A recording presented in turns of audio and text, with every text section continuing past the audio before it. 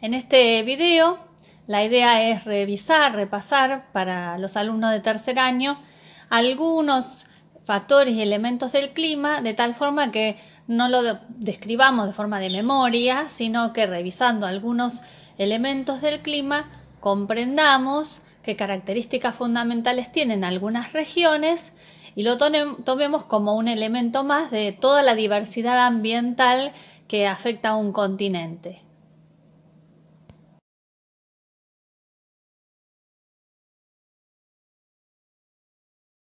En este cuadro tenemos a la derecha del cuadro los distintos elementos que solemos caracterizar en el clima. Hay más, pero estos son algunos, los básicos. La temperatura, la humedad, que solemos relacionarlo con precipitaciones y con nubosidad, los vientos, que solemos relacionar con la presión atmosférica. Los distintos factores que hacen modificar estos elementos podemos agruparlos en tres clases. Aquellos que se llaman astronómicos, que tienen que ver con la Tierra como astro en el espacio. Dentro de esos factores astronómicos podemos mencionar la latitud, que tiene que ver con la distancia al ecuador dentro del globo terráqueo. La rotación, que es uno de los movimientos de la Tierra alrededor de su eje y que lo cumple en un día.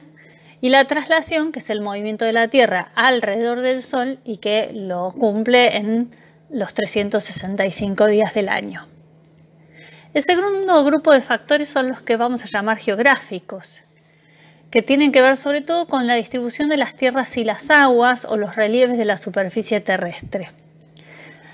Dentro de ellos hay a su vez algunas variantes. Por ejemplo, en la distribución de tierras y aguas, si tenemos grandes masas continentales, vamos a hablar de la gran continentalidad, o si tenemos la acción de los océanos, la acción moderadora del mar. Respecto de los relieves, en general consideramos la altura como el gran modificador de la temperatura. El tercer grupo de factores son los factores de circulación. Son aquellos que circulan por el aire, los vientos, o que circulan por el agua, las corrientes marítimas. Entonces, todo este conjunto de factores que están a la izquierda del gráfico modifican en general a la temperatura y a los otros elementos del clima.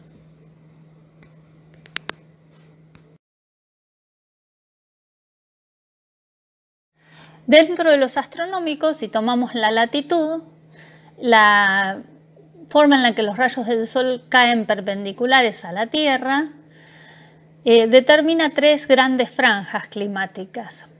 La zona cálida, que está entre trópicos o entre los 30 grados norte y sur.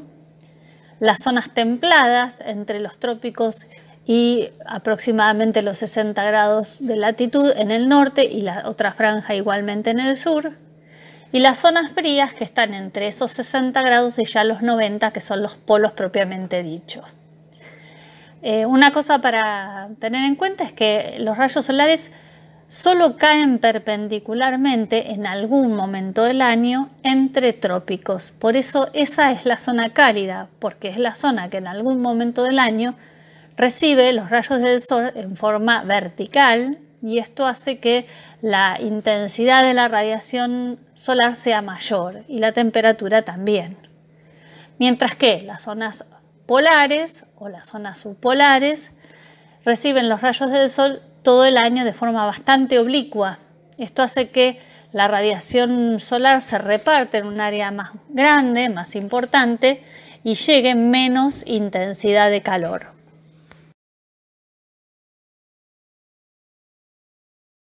Otro factor astronómico que influye es la traslación de la Tierra alrededor del Sol, que sabemos que determina lo que llamamos las estaciones del año.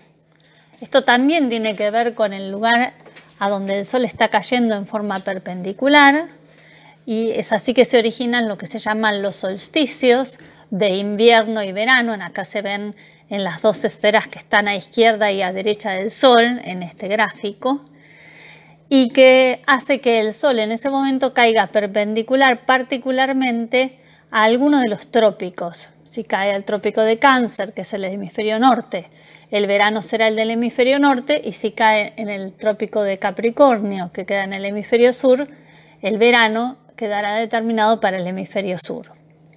Las estaciones intermedias, que corresponden a la primavera y al equinoccio, de primavera y de otoño, es el momento en el que el Sol cae perpendicular exactamente al ecuador. Entonces, la radiación solar se distribuye de forma bastante pareja, tanto hacia el hemisferio norte como hacia el hemisferio sur. Son las dos esferas que tenemos aquí en el centro de la imagen. En este gráfico se observa más de cerca la esfera superior, muestra que al caer los rayos perpendiculares al trópico de Cáncer, el hemisferio norte recibe más iluminación del Sol. Esto determina que la duración del día sea mayor que la de la noche en el verano. En cambio, en la esfera que está en la parte inferior, como a donde está cayendo perpendicular los rayos es al trópico de Capricornio, que es en el hemisferio sur recibe más iluminación y por lo tanto en este momento el hemisferio sur es el que tiene mayor duración del día. Nosotros ahora acabamos de atravesar el solsticio de invierno en nuestro país y por lo tanto estaríamos ubicados en la esfera superior, en donde es mayor la duración de la noche que del día. Esto tiene que ver con esa esfera de iluminación.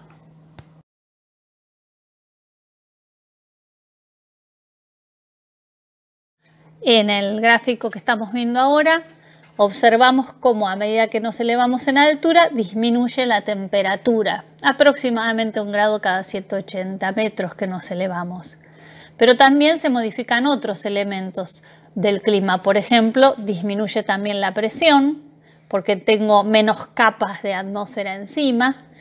Y también suele haber fenómenos en altura de condensación de la humedad al bajar la temperatura.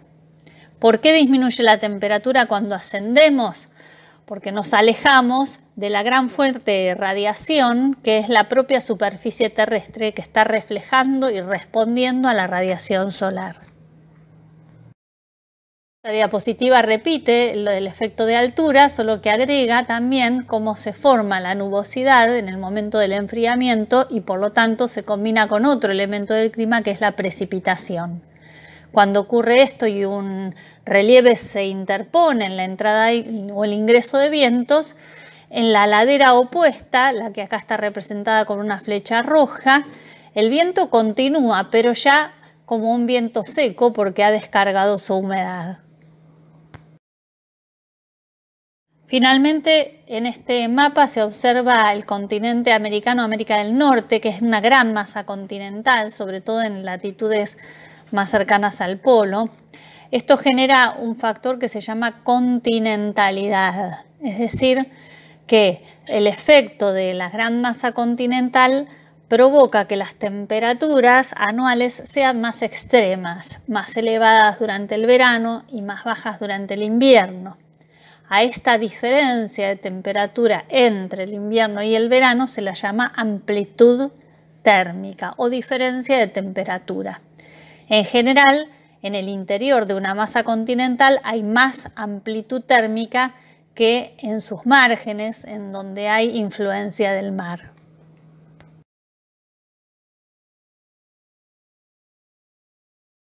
Ahora me voy a detener un poco en la presión atmosférica. Vamos a suponer que estamos mirando un mapa.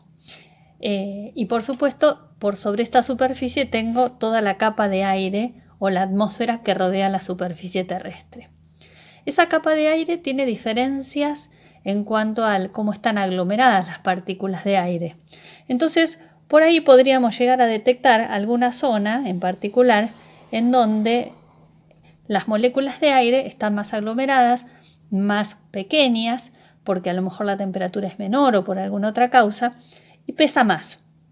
Ese lugar en donde hay mayor peso es algo que llamamos zona o área anticiclónica o área de alta presión.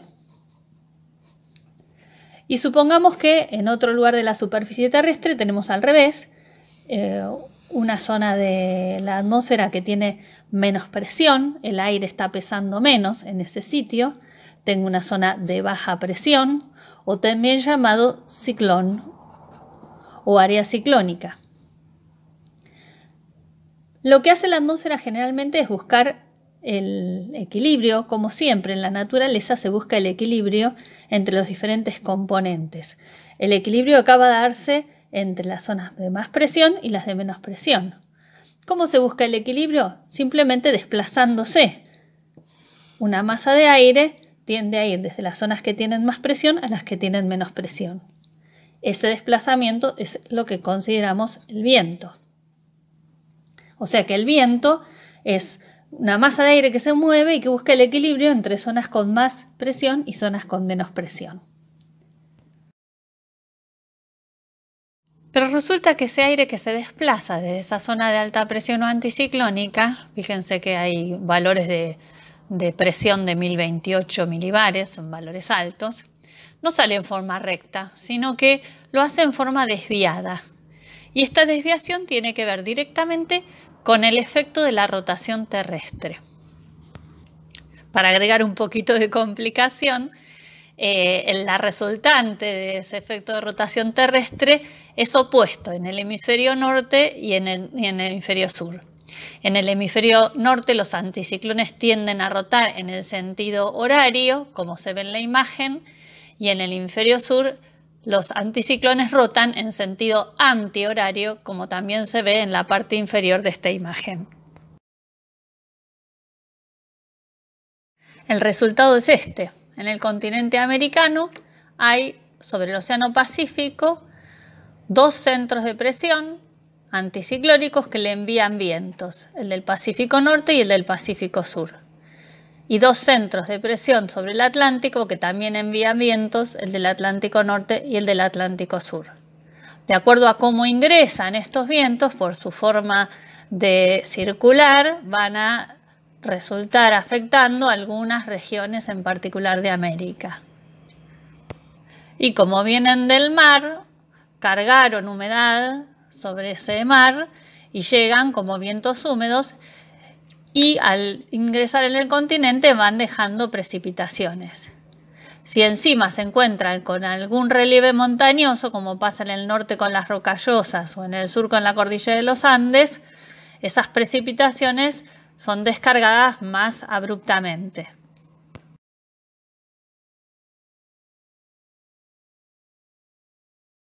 Esto quiere decir que los climas que estamos viendo ahora en este mapa del continente americano van a ser cálidos, están representados con rojos o naranjas en las zonas próximas al Ecuador o entre trópicos. Templados están representados aquí con color más bien verdoso. Y las más frías es el color lila que domina en el norte de América del Norte o en las cordilleras. Eso respondiendo a las temperaturas. Y a su vez vamos a poder analizar si son climas más húmedos o son climas más secos según que reciban estos vientos que vienen del mar o que queden del otro lado de la cordillera sin recibir esa humedad del mar. Y de acuerdo con esto tendremos climas oceánicos o climas más continentales. Así, de esta forma, acabamos de combinar tres de los elementos más característicos cuando describimos un clima, que son las temperaturas, los vientos que afectan esas regiones y las precipitaciones que se originan en esos climas.